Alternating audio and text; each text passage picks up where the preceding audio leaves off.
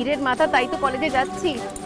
এত জামা কাপড় নিয়ে কি কলেজে আস? এটা কলেজ না ধোপার বাড়ি? হ্যাঁ, ছল করে কলেজে আসতে হয় ডিঙ্গি ম্যাডাম।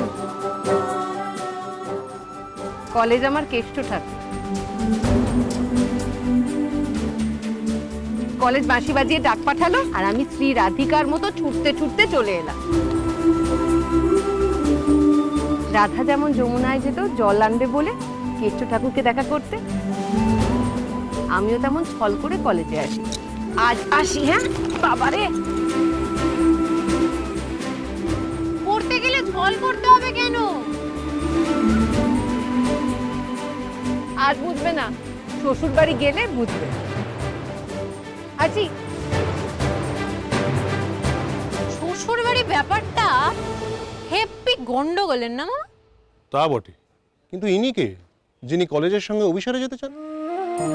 ওই যে বললাম ডুবুরি, ডুবুরি গো মামা। উনি বইয়ের সমুদ্রে ডুবে যেতে চান।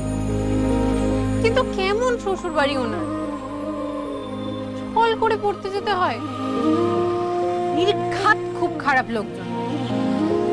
আমি যদি হাতের সামনে পেতাম না, দিতাম সব কটা ঠ্যাং ঘোরা করে।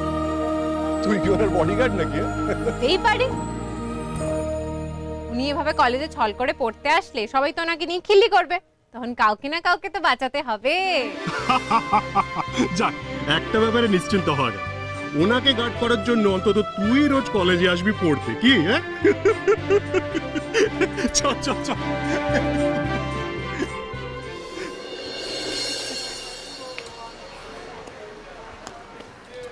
একটা বিএ ফার্স্ট ইয়ারের ফর্ম দিন না। বন্ধ হয়ে গেছে, আজ আর হবে না।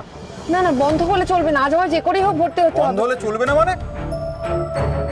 আপনি আবার এসেছেন? আপনাকে যে বললাম আপনি এখানে ভর্তি হতে পারবেন না। প্রিন্সিপাল স্যার বললেও ভর্তি হতে পারবো না। স্যার আপনাকে ভর্তি নিতে বলেছে? হ্যাঁ, কলেজ থেকে তো ফোন গেছিল আমার কাছে। আমি রীতিমতো পরীক্ষা দিয়ে পাশ করে ভর্তি হতে এসেছি। এটা হতে পারে না। স্যার কিছুতেই এত নিয়ম বিরুদ্ধ কাজ করতে পারেন না। আর স্যার যদি বলে থাকেন তাহলে স্যারের পারমিশন লেটার নিয়ে আসুন, তারপর আপনাকে ফর্ম দেবেন। না হলে ফর্ম দেবেন না আপনি? মাসিমা, আপনার এই মিষ্টি কথায় চিড়ে ভিজবে না। স্যারের পারমিশন লেটারটা নিয়ে আসুন, তারপর আপনাকে ফর্ম দেব। বুঝতে পেরেছেন?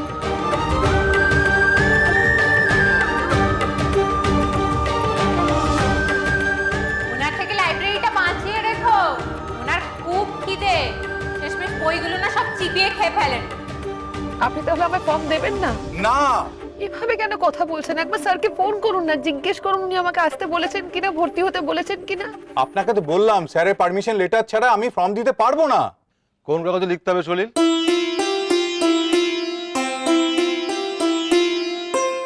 না মানে স্যার উনি, কাগজ কলম দাও, আমি লিখে দিচ্ছি। না স্যার আপনাকে লিখে দিতে হবে না। আসলে উনি মিথ্যে বলছেন কিনা সেই ভেবে। মিথ্যে কেন হবে? উনি এই বয়সে পড়তে চান বলে অবাক হচ্ছ? হয়েও না, বরং বাড়ি ফিরে মাকে একবার জিজ্ঞেস করুন উনিও পড়তে চান কিনা। যদি পড়তে চান, তার জন্য এই কলেজের দরজা খোলা রয়েছে। ভর্তি হয়ে যান, আর অসুবিধা হবে না। বাই দ্য ওয়ে, মানভঞ্জন নিয়ে যে লেখাটা আপনি পরীক্ষায় লিখেছেন অসাধারণ। অসাধারণ কারণ আপনি আপনার নিজস্ব মতামত লিখেছেন, আর যে যুক্তিগুলো দিয়েছেন অকাট্য। আজকাল তো কেউ আর নিজের মতামত ব্যক্ত করে না, সবাই বই পড়া বুলিয়া ওরা। আপনার লেখাটা স্ট্রং, পাওয়ারফুল, তাই আর যাই করুন নিজের মত প্রকাশ করা থামাবেন। আমার মতামতের এত গুরুত্ব, তাও আবার রবি ঠাকুরের লেখার ব্যাপারে? আমি তো ভাবতাম আমার মতামত শুধুমাত্র খাটে রান্নাঘরে, তাও যখন শুধু রান্না বান্নাগুলো ঠিক করি, ওদের পছন্দ মতো রান্না ঠিক করি।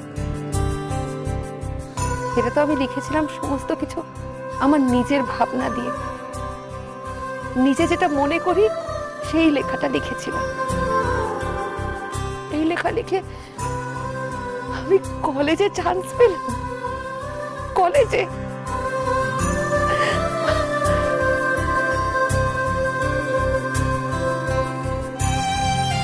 আমার মতামতের এরকম গুরুত্ব কখনো কোনোদিন কেউ দেয়নি দাদা। ধন্যবাদ দাদা। সরি স্যার, আসলে স্যার বলার অভ্যেস নেই তো, তাই মুখ ফসকে বেরিয়ে গেল।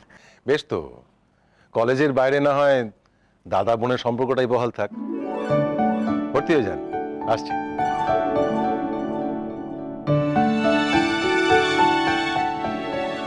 এবার ফর্ম পেতে পারি? কি যে দিনকাল পড়লো, মা মাসিরা এখন কাজকর্ম ফেলে কলেজ যাবে। কি আর করবে ভাই, দিন বদলের সময় এসেছে। একটা কাজ করো, বাড়ি গিয়ে নিজের মাকে জিজ্ঞেস করো তিনি পড়াশোনা করতে চান কিনা। নিন, এটা ফিল আপ করে দিন। পেন এনেছেন না হাতা খুন্তি দিয়ে ফিল আপ করবেন?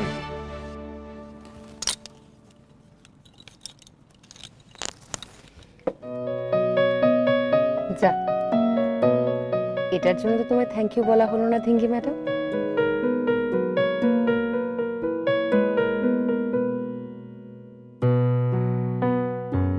ওই গো, এসো এসো, আমরা এসে গেছি তো।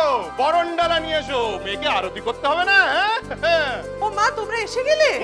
এর মধ্যে অ্যাডমিশন হয়েও গেল? Yes, meet miss Ranjini Sarkar, East City College, Bangla honours first year. নিয়ে নিয়ে মামিকে প্রণাম কর। হ্যাঁ,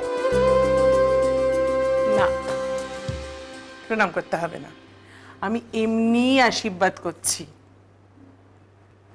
তুমি এত বড় কলেজে ভর্তি হয়েছো, ভালো রেজাল্ট করতে হবে তো, মামার মুখ উজ্জ্বল করতে হবে না? হ্যাঁ রে, কলেজ পছন্দ হয়েছে তোর? বেশি দুষ্টুমি কিন্তু করবি না, হ্যাঁ? বেশি ডানা যদি তোর গজিয়েছে তাহলে পিটটি দেব। ওমা, কি বাজি মেয়ে রে তুই, প্রণাম করতে বারণ করলাম, সত্যি সত্যি প্রণাম করছিস না? আরে থাক থাক থাক। আহারে, রোদে ঘুরে ঘুরে মুখটা একেবারে শুকিয়ে গেছে মেয়েটার। তুই একটা কাজ কর, তুই ওপরে যা, একটু জিরিয়ে নে, আমি তোর জন্য শরবত করে আনছি, কেমন? কি হলো, দাঁড়িয়ে আছিস কেন? পায়ে কি পেরেক পোতা আছে নাকি? যা। তুমি এত মিষ্টি করে কথা বলছো, এত হাসছো, কি হয়েছে তোমার মামি? বোঝো। আচ্ছা, আমি কি শুধুই রাগ করি? হ্যাঁ, তোরা কি ভাবিস বলতো আমাকে?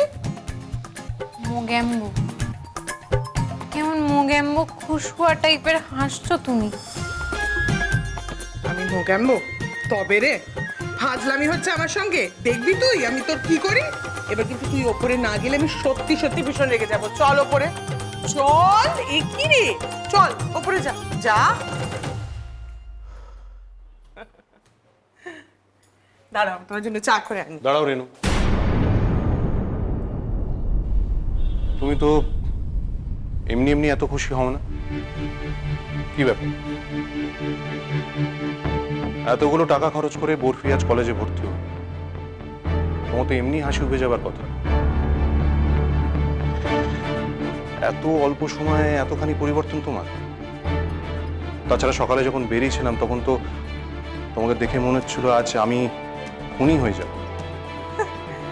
না না, সবেতে সন্দেহ তোমার। আচ্ছা, তুমি খুশি হলে আমি খুশি হতে পারি না? না রেনু, অন্তত আজ আমার খুশিতে তোমার আনন্দ পাওয়ার কোনো কারণ নেই।